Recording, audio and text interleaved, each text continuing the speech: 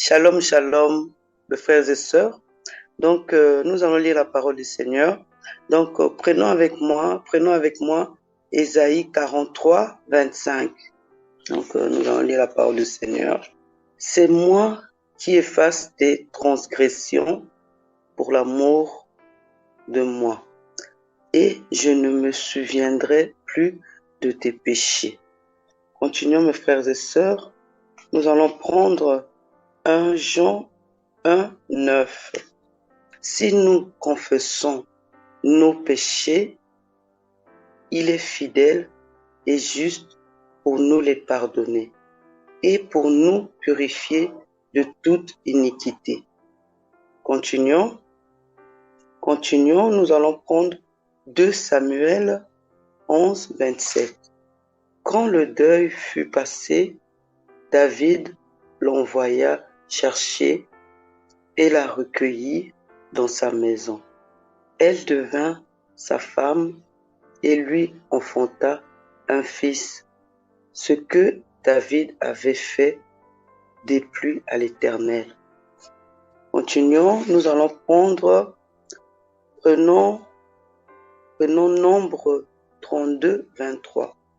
Mais si vous ne faites pas ainsi, vous péchez contre l'Éternel. Sachez que votre péché vous atteindra. Au fait, je voulais parler de ce que Dieu, pour nos péchés, Dieu nous pardonne. Quand nous péchons, Dieu est toujours là pour nous pardonner. Au fait, notre Dieu nous aime. Notre Dieu nous aime tellement. On a beau faire tout ce que nous pouvons, hein. Nous pouvons s'éloigner de Dieu, mais Dieu est toujours là pour nous pardonner. Dieu est toujours là. Il veut que nous avançons vers lui, hein, nous parler à Dieu. Oh Seigneur, pardonne-moi Seigneur de ce que j'ai fait. Et puis, quand il nous pardonne, mais c'est pas que nous pouvons recommencer encore. Non. Quand Dieu t'a déjà pardonné, Dieu t'a pardonné tes péchés, tu as commis des péchés, tu as fait, et change ta situation. Hein? Change ta situation. Tu étais drogué, tu étais alcoolique, tu étais prostitué. Il faut toujours essayer de changer ta vie. Parce que au fait, quand Dieu te pardonne, Dieu peut changer, hein, ta situation. Il t'a déjà pardonné. Tu avais fait du mal. Tu étais pécheur. Tu faisais des choses méchantes. Hein, tu tuais. Hein. Il va pas te tuer. Il va au fond, il va te pardonner parce que tu es venu, parce que tu demandais pour mon pardon. Tu as demandé au Seigneur de te pardonner et tes péchés sont pardonnés. Tes péchés sont pardonnés. Et puis, tu viens vraiment changer. Tu changes ta vie. Change ta vie, mon frère, ma sœur. Ne reste pas dans tes péchés. Hein. Tu étais alcoolique. Hein. Tu trompais ta femme. Tu vas pas rester toujours dans la même situation. Tu es maintenant nouveau, tu es né de nouveau. Il faut montrer que vraiment tu es né de nouveau. Tu es né de nouveau. Les choses changent. Hein. Tu sors, tu rentres chez toi à la maison. Ta femme t'attend, il fait à manger, vous mangez ensemble. Hein. Vraiment, hein. Tu aides ta femme dans le quotidien. Tu participes avec ta femme, ce que tu faisais, hein, les débauches, tu sortais, là, tout l'argent, ça finissait. Hein. Si tu repars toujours là-dedans parce que tu n'as pas envie de changer. Tu n'as pas envie de changer parce que tu te demandes de l'aide au Seigneur. Le Seigneur t'a déjà pardonné une fois, deux fois. Tu peux plus, mon frère, ma sœur. Hein. Change ta vie. Hein. Parce que le péché que tu vas faire, ça va pas continuer comme ça, mon frère. Viens au Seigneur. Tes péchés, le Seigneur t'a pardonné. Tes péchés sont pardonnés. Maintenant, tu viens au Seigneur. Ouvre ton cœur au Seigneur et le Seigneur te fera vraiment du bien. Notre Seigneur est là. Il nous a fait. C'est lui le grand maître. Hein? Le diable ne peut pas prendre le contrôle dans nos vies. Le diable ne nous fait pas du bien. Au contraire, le diable veut notre mort. Hein. Le diable veut notre mort. Hein. C'est comme il montait à le Seigneur Jésus. Oui, je vais te donner ça. Je vais te donner des meubles. Je vais te donner des bons, beaucoup d'argent, tout ça là. Non, non. Le diable n'a pas la place dans notre vie. Au fait, nous, on veut toujours venir vers le Seigneur parce que le Seigneur nous aime notre Dieu. Il est tellement merveilleux, ce Seigneur-là, que nous pouvons que l'adorer. Même si on a des combats dans nos vies, on appelle toujours le Seigneur. Le Seigneur va nous faire du bien. Le Seigneur va vraiment nous changer. Il va changer nos vies. On a des problèmes avec nos enfants. On appelle le Seigneur, se confie au Seigneur. On ne peut pas se confier aux voisins, ni dans la famille. Ils ne peuvent rien faire. On a des combats. Hein. On appelle le Seigneur. On fait des jeûnes. Hein. Seigneur Jésus, il faisait ça. Le Seigneur Jésus, il faisait des jeûnes, 40 jours. Hein. Il était fort, le Seigneur Jésus. Donc nous ne pouvons pas rester dans nos péchés. Nous ne pouvons pas continuer à pécher. Parce que notre Seigneur nous a déjà pardonné. Il nous a pardonné, il a accepté notre pardon. On ne peut pas aller nulle part. On ne peut pas demander pardon à une autre personne. Qui peut nous pardonner à part notre Seigneur Jésus? C'est lui. C'est lui qui connaît nos vies. C'est lui qui va te donner un mari. C'est lui qui va te donner une femme. C'est lui qui va te donner des enfants. C'est toujours lui, Seigneur Jésus. C'est toujours lui qui peut changer vraiment. Et puis quand tu parles, tu dois être sincère. Tu dois avoir la foi. Tu dois être fort dans la foi. Ta foi va être forte. Parce que c'est pas que tu dis et après tu changes. Tu retournes encore. Non, mon frère. Voilà, mes frères et sœurs. Mon petit message de ce matin, c'était vraiment, c'était que tous nos péchés, qu'on fait des péchés, Dieu peut toujours nous pardonner. Dieu ne peut nous pardonner nos péchés et nous pouvons changer nos vies avec lui. C'est lui qui peut nous changer nos vies parce qu'il nous a pardonné. On a fait des péchés, on a fait du mal, on a beaucoup fait des choses et lui restera toujours à nous pardonner et lui restera fidèle à nous. On s'accrochera avec lui, avec toutes nos forces avec lui et on ira vraiment loin en avancement, on sera né de nouveau avec notre Seigneur. Voilà, j'ai fini. Amen, amen. Donc, nous allons partager aussi sur le pouvoir de la prière. Voilà, pourquoi nous prions. Alors, j'aimerais juste dire quelques mots en disant que la prière, c'est simplement un dialogue entre moi et mon Créateur, mon Dieu. Et à travers, dans le contenu de la prière, ça peut être des requêtes, donc des demandes. Ça peut être aussi des louanges au Seigneur, hein, des témoignages. Je loue le Seigneur parce qu'il m'a guéri. Je loue le Seigneur parce qu'il m'a protégé. Et tout cela, ça s'appelle une relation d'intimité. Voilà. Donc, il est important que nous chrétiens, nous chrétiennes, que nous puissions prier constamment, puissions dialoguer avec notre Créateur. Plus nous dialoguons avec notre Créateur, plus aussi notre Créateur dialogue avec nous. C'est pour ça que nous devons faire des premiers pas en priant constamment. Ça peut être des louanges, ça peut être l'adoration, ça peut être voilà, des requêtes aussi ou des remerciements. Voilà. Un chrétien ou une chrétienne doit toujours prier. Parce qu'à travers la prière, Dieu nous parle. À travers la prière, Dieu nous fortifie. À travers la prière, Dieu nous console. À travers la prière, Dieu nous éclaire. Dieu donne la sagesse. Dieu ne cesse aussi de nous éclairer sur nos difficultés, sur des questionnements. C'est pour ça qu'il est important de prier. Alors nous devons prier constamment le Seigneur. Voilà. Il peut y avoir des fois qu'on ne sait pas ce qu'on va dire, ou on a la lourdeur, ou on a la fatigue, ou on n'est pas habitué à prier parce qu'on n'a jamais fait. Voilà. Donc il y a beaucoup de blocages, mais nous devons simplement savoir que un chrétien, une chrétienne a l'obligation de dialoguer avec son Créateur. Hein, c'est comme un père et un fils.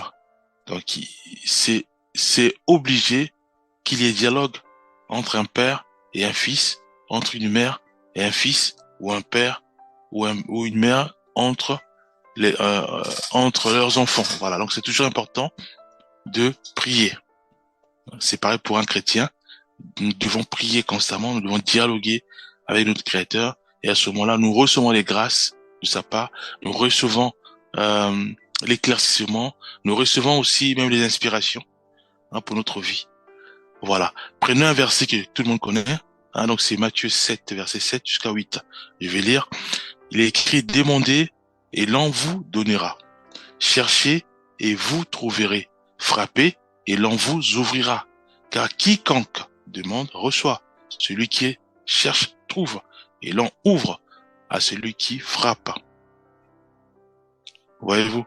Donc, le Seigneur attend que nos prières, attend que nous puissions dialoguer avec lui, attend que nous puissions nous rapprocher de lui. Et pour se rapprocher de Dieu, c'est pour dialoguer avec le Seigneur, pour se rapprocher de lui, c'est par la prière. C'est ce qu'on appelle une relation d'intimité. Nous prions le Seigneur. Seigneur, fortifie-moi. Seigneur, je suis faible. Aide-moi, restaure-moi, guéris-moi. Seigneur, j'ai du mal à me concentrer dans la prière. Fortifie-moi. Seigneur, je n'arrive plus à manifester une foi ferme. Augmente ma foi. Voilà, aide-moi à demeurer dans la foi ferme en toi. Voilà, tout ça, c'est la prière. C'est la prière. On parle avec Dieu à travers la prière. On parle ou on dialogue avec notre Créateur, c'est par la prière. Voyez-vous? Donc, nous devons cultiver cette mode de vie qui consiste à prier constamment.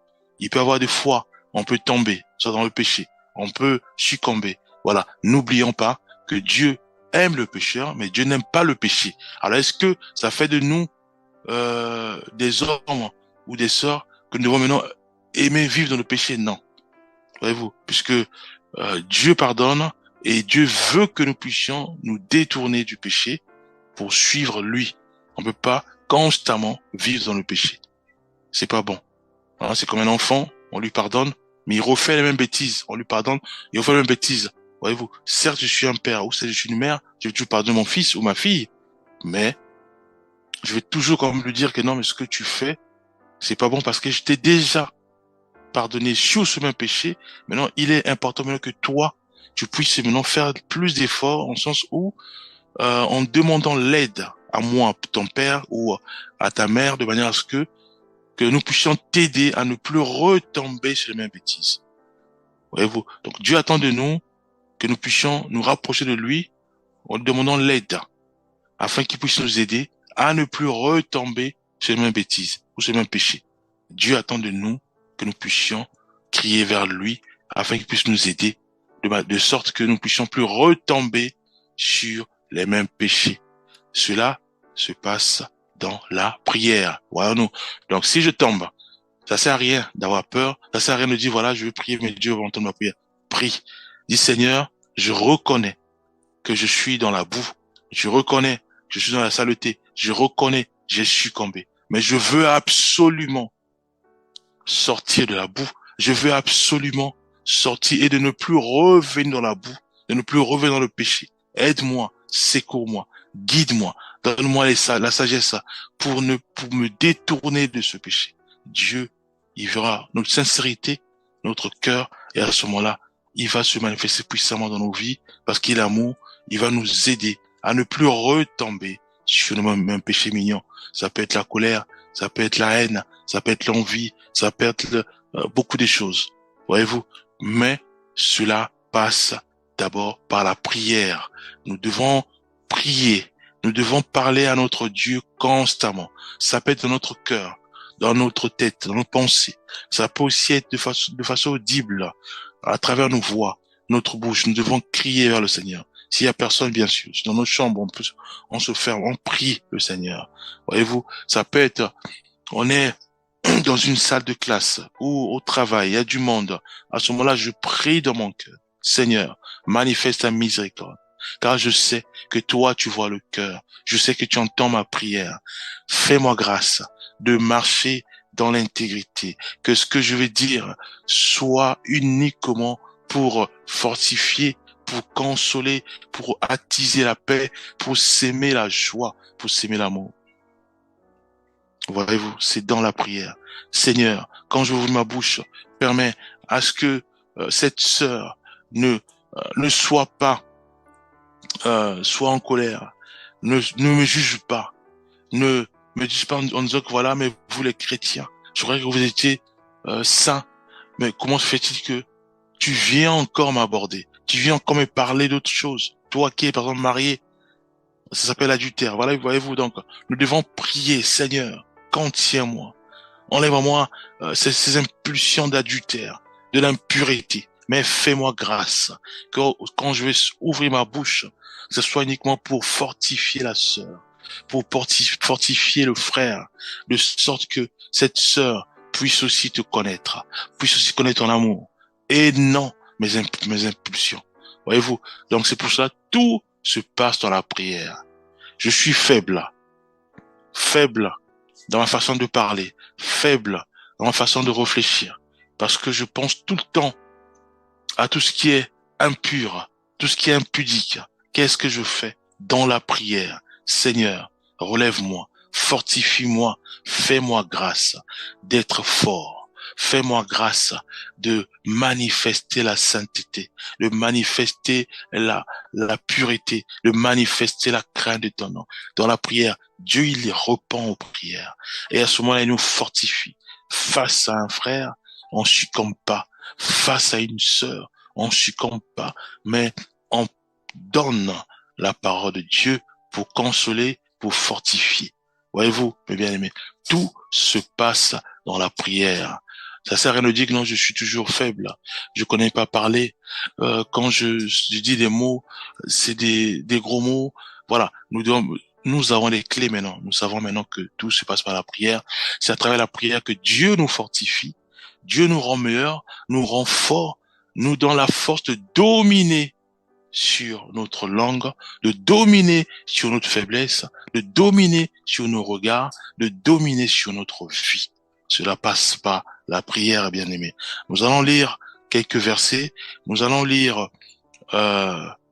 Marc 11, verset 24. Il est dit, c'est pourquoi je vous dis, tout ce que vous demanderez en priant, croyez que vous l'avez reçu et vous le verrez s'accomplir. Là, c'est la foi. Nous devons réaliser ceci. Et quand nous prions, nous devons réaliser que Dieu entend nos cris, entend nos requêtes, il entend nos prières. Soit à travers notre cœur, il voit notre cœur, il entend nos prières. Soit à travers notre voix audible, il voit, il entend nos prières. Voyez-vous, mais nous devons réaliser que une fois que j'ai dit ces paroles, j'ai prié, j'ai parlé au Seigneur, j'ai dit au Seigneur de me protéger toute cette journée. Je dois croire fermement qu'il a entendu ma prière, qu'il m'a écouté et il est à l'œuvre. Il me protège, il me conduit. Je dois avoir une foi ferme.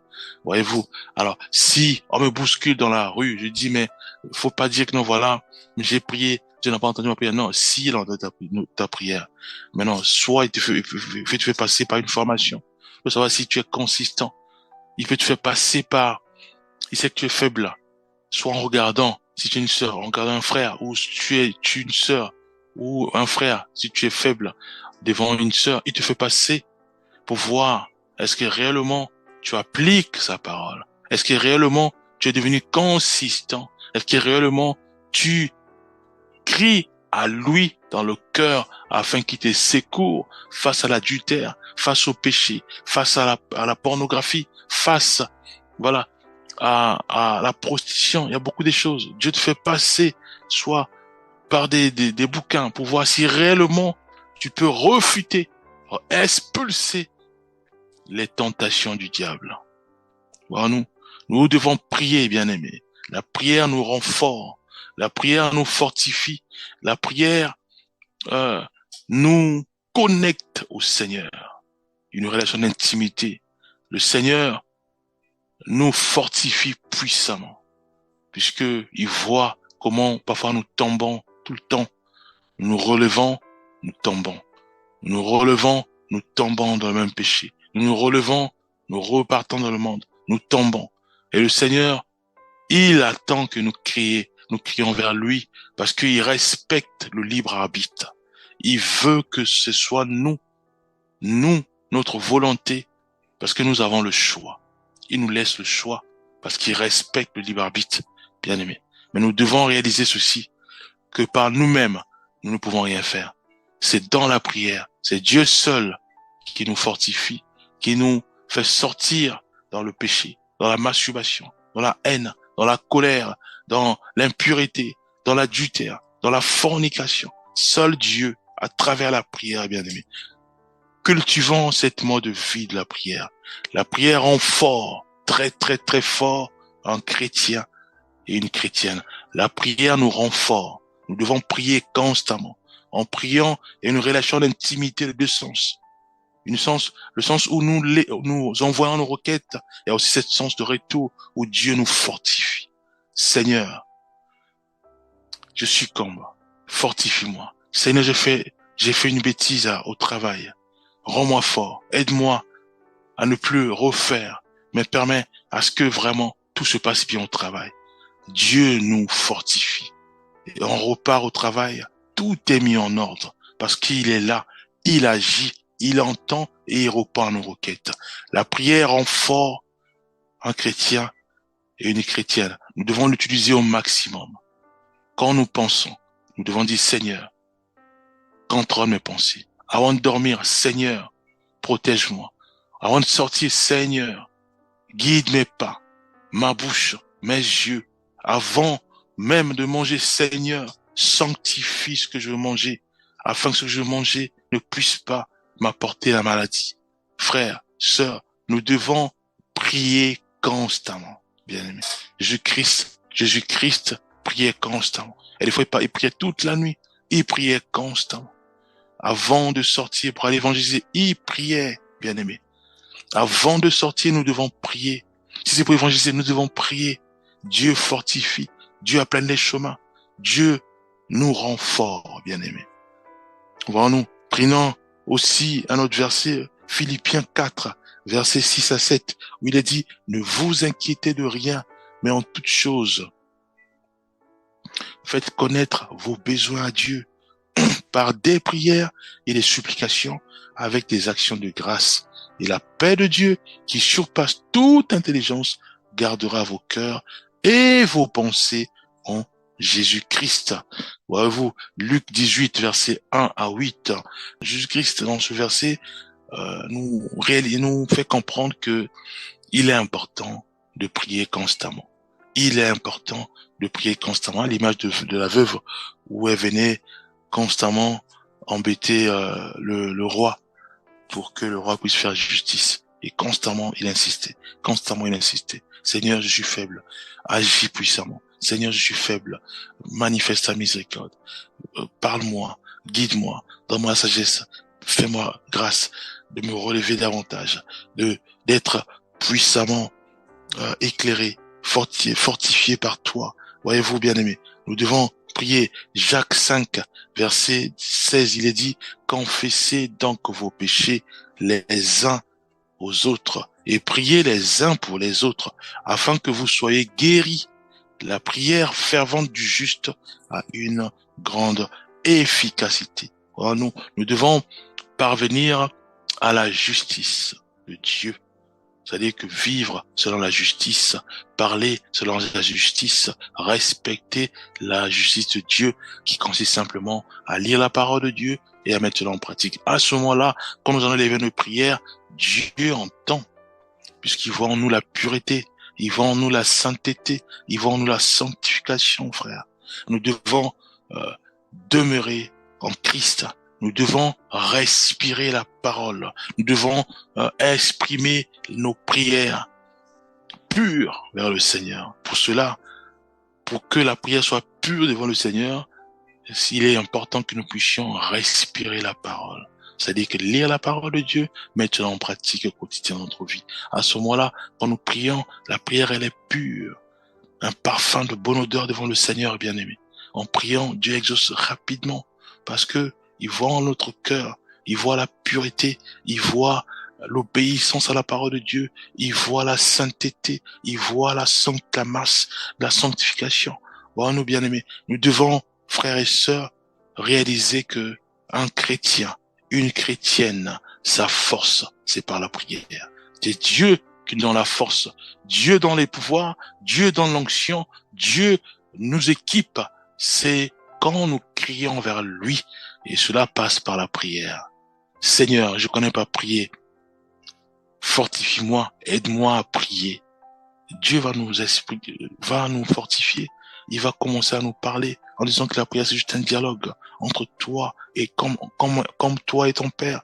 Vous dialoguez. C'est ça la prière. Tu dialogues avec moi. Dieu nous éclaire à travers son Esprit Saint. Voilà ce que je nous laisse à partager. Nous allons prier, Éternel des armées, Père céleste, avec humilité et foi, Père, nous remettons entre ta main nos vies. Fais grâce au Père. Fais grâce que notre cœur crie à toi nuit et jour. Fais grâce au Père céleste que nos pensées soient totalement remplies de ta parole. Père, que notre cœur soit rempli de ta parole. Nous voulons, ô Éternel des armées, marcher en conformité à ta parole, obéir à ta parole. Ô Père, aide-nous, Éternel des armées, car nous sommes faibles. Ta parole déclare que sans moi, vous ne pouvez rien faire. C'est pour cela, Père, nous voulons nous agripper au cep, car nous sommes des serments. Permets, ô Éternel des armées, que nuit et jour, que nous nous ressourçons auprès de la parole qui est Jésus-Christ fait chair, la parole qui est notre Créateur. Nous voulons absolument nous agripper à la parole, afin que cette parole, Père, inonde nos pensées, inonde nos cœurs. Cette parole s'exprime dans nos vies à travers nos 5 sens. Père, manifeste ta miséricorde. Nous te l'implorons, Père. Guide chacun de nous, fortifie nos vies, Père, et permets à ce que nuit et jour, que nos pensées, que nos regards soient toujours tournés vers la parole. Au nom puissant de Jésus-Christ, nous avons ainsi prié. Amen.